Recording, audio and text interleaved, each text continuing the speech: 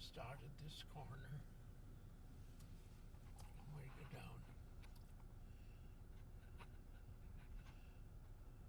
This house was not here till 46 and 47.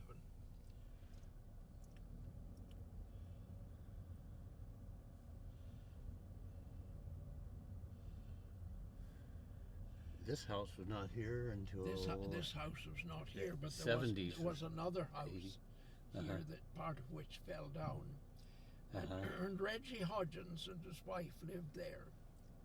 in what was that house there?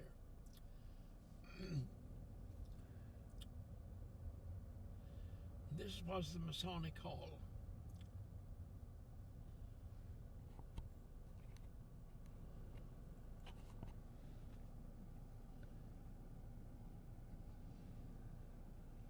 This house was occupied, I guess owned by Alfie Brownlee and his wife, but it was plainer house then than it is now.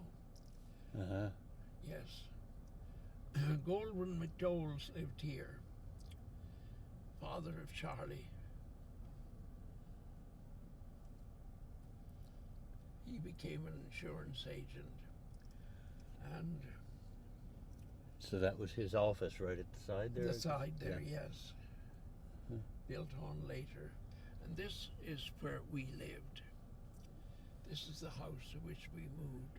But there was an upstairs veranda on it. Oh, yeah. Up there. Yeah. And so that one is also known as the Hines. no, long before that. Yeah.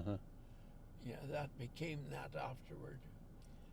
It was owned by Mrs. McKinley at that time. She was a widow whose husband had died, and the side veranda was not, the steps for the veranda were out. We're facing it in there. And that was into the doctor's office, our side door.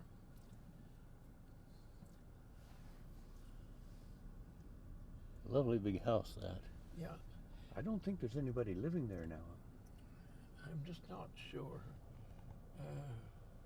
This one at that time was owned by Chris Caldwell, and they operated it as it was a boarding house, but they operated it as a hotel, really. He had the big hotel up street, the Pontiac house. He had it before that, but they had moved down here, and there were it was that house, and it was red brick at that time. And it will be bed and breakfast again now. So I'm told. Emma Judd has it. Yeah. And so the Judd family Yeah. is helping her to fix it up, and I think they're planning to, by spring, be in operation as a bed and breakfast. Yes. Now, when we came here, that fountain had just been built. And it was built by the ingenuity of a man by the name of Ken Hodgins from the Portash Road.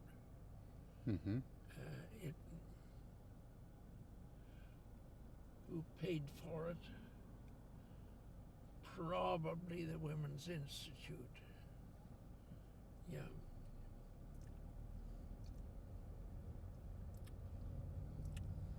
This house was not there at that time. This was built many, many years later. And Yes, it shows that that's much more modern. And Jack house. Jack Judds lived over there. Mr. and Mrs. John Judd, Jack Judd, and this this lot here was their turnip patch. Yeah. And there was a man, Matthew Sinkler, lived in that house. and he had a stable back there, and when I knew, he housed Dr. Campbell's horse.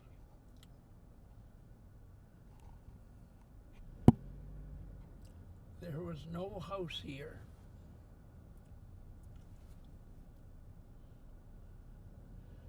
This one was owned and occupied by R.W. Hodgins, who was a man to be reckoned with around town, just a great, fine man. And the Agricultural Society couldn't have functioned without him. That's R.W. Hodgins. Mm-hmm. His wife was one of the Walshes.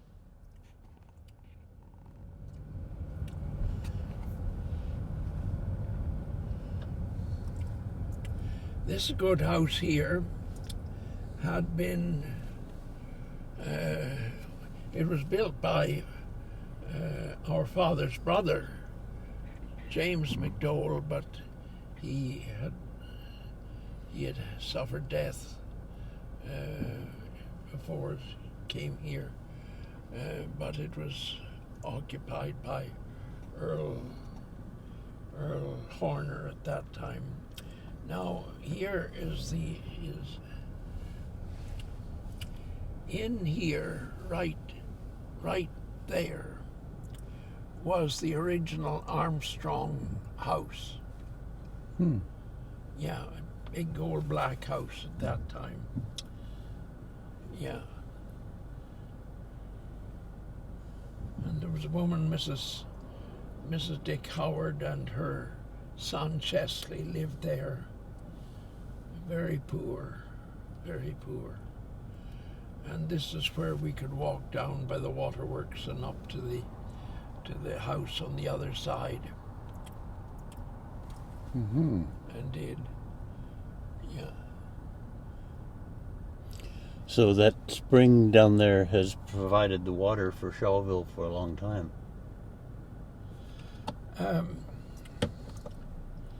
The waterworks were put in here sometime in the late 20s,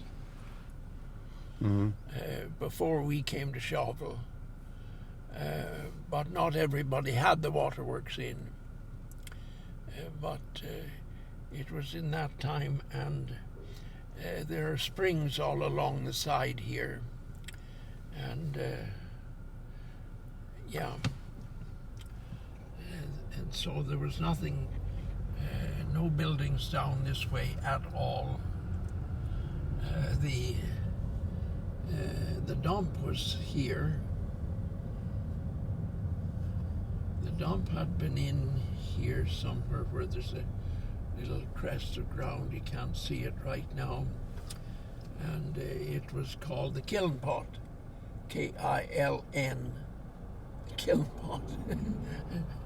And it was cleaned out when they later on, but the springs are down there. They moved the dump then over to where Mill Dam Park is now.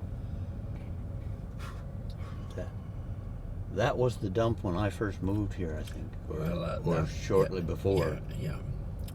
Anyway, there was nothing down here. This was known as the Sand Hill, and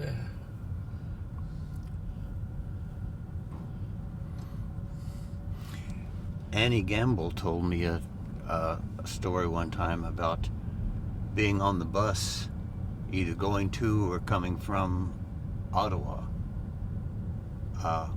and the bus got mired down here in a low place, and all the passengers, including her, had to get off and help to push it out of the mud hole. Now this is the entrance to what was the farm up there, but which is now the Armstrong farm. Mm-hmm. I should have said that up there at the corner of Centre Street, that was the beginning of the Armstrong farm, and it was all there used to be a ramshackle. It was known as the slaughterhouse. It had been a slaughterhouse at one time. And this is the edge of Shawville here. Now we can find a suitable place to turn around. Maybe in Charlie's driveway here? Yeah, we're going to Or try even that. at the top of the hill beyond. Well, okay. Yeah. We're going to try this if there's no traffic coming.